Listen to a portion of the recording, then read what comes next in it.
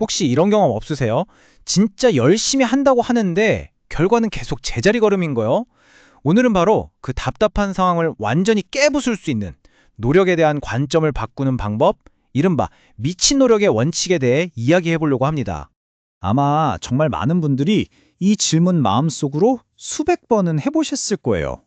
나도 나름 밤새우고 학원 다니고 남들 하는 만큼은 하는 것 같은데 왜 성적은 그대로일까? 이게 바로 오늘 우리가 풀어야 할 가장 중요한 숙제입니다.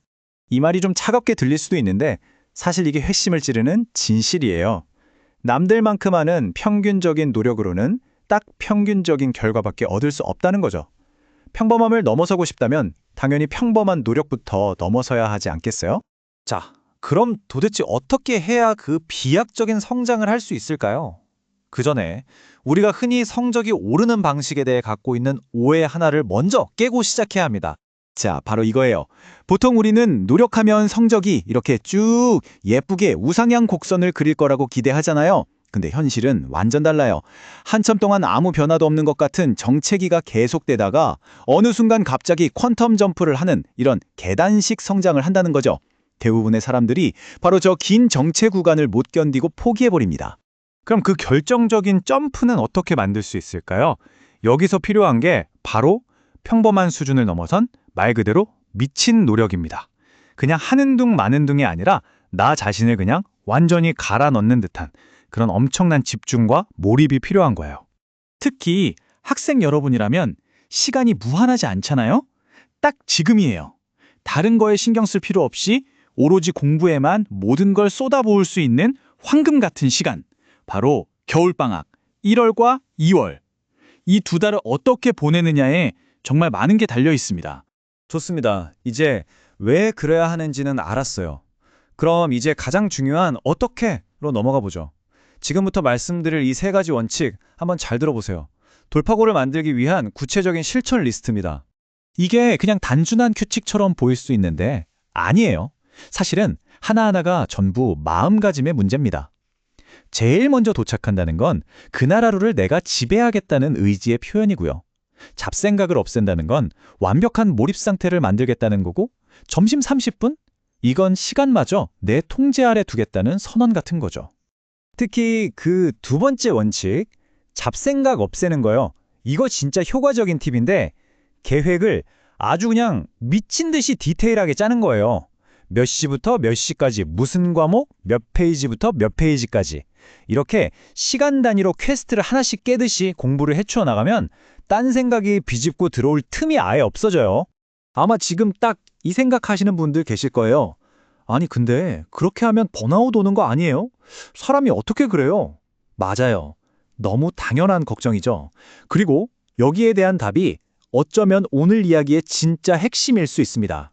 자, 여기가 진짜 중요한 포인트예요. 지금 힘든 거요? 당연합니다. 왜냐하면 지금 내 노력의 그릇 크기 자체를 막 억지로 늘리고 있는 중이거든요. 이 고통스러운 시기를 이악 물고 버텨내잖아요? 그럼 딱 한 달만 지나도 똑같은 양의 공부가 훨씬 쉽게 느껴져요. 왜? 내 그릇 자체가 커졌으니까요. 근데 만약 여기서 멈춘다? 그럼 내 한계, 내 그릇은 평생 그 크기 그대로 머무는 겁니다. 그리고 이렇게까지 했을 때 얻는 게 단순히 성적표에 찍히는 숫자뿐일까요? 절대 아니에요. 훨씬 더 근본적인 변화, 바로 무너졌던 자존감을 내 손으로 다시 세우게 됩니다. 이건 실제로 이런 과정을 겪었던 한 분의 이야기예요.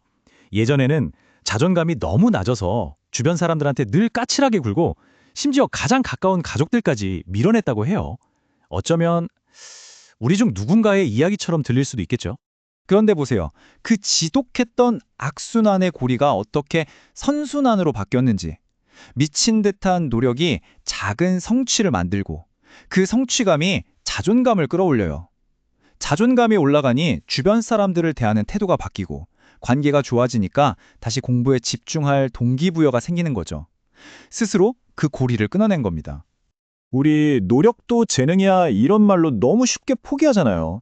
일종의 핑계죠. 근데 한번 생각해 보세요.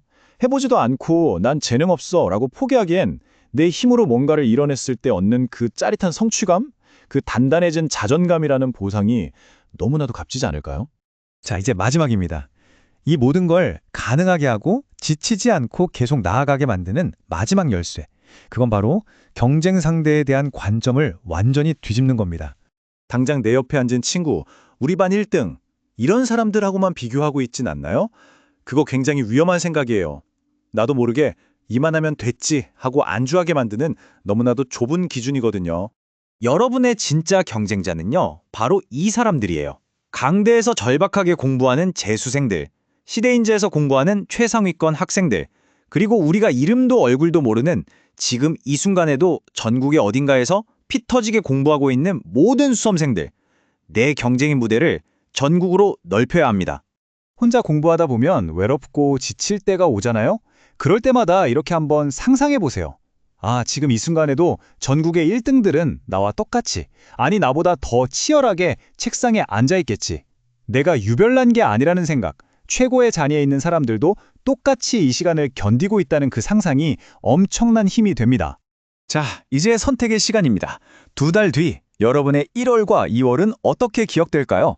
그냥 뭐 늘 그랬듯이 흘러가 버린 시간으로 남을 건가요? 아니면 내 인생의 판도를 바꾼 가장 뜨거웠고 치열했던 도약의 시간으로 기억되게 만드시겠습니까?